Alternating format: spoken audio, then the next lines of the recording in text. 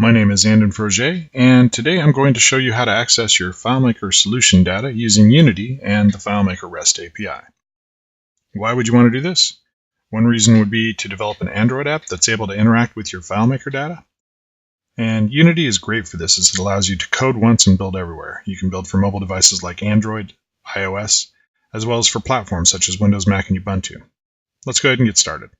First, you're going to need to install Unity. You can do this by going to unity3d.com and looking for the installer. I'm going to select Get Unity for this.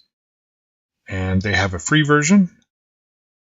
As long as you meet the criteria, it's a great way to start. So we're going to try the free version and make sure that we meet the criteria. Click that and then start the download. After downloading, installing, and launching Unity, we're ready to begin.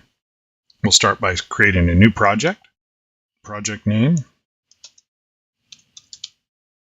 Select the location we want to save it to, which I've already preset, and create the project.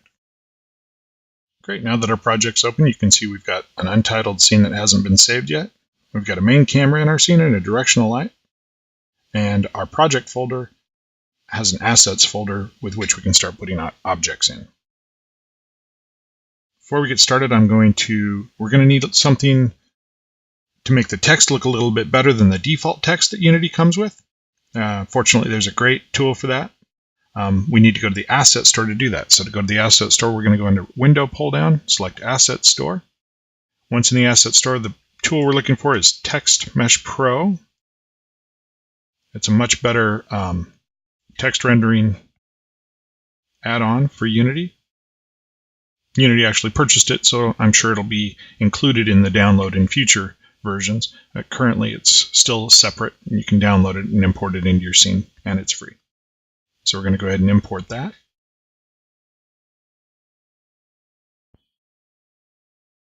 And now we'll click back on our scene. This concludes the first video of Unity and FileMaker REST API. Please look for the second video where we dive into the buttons.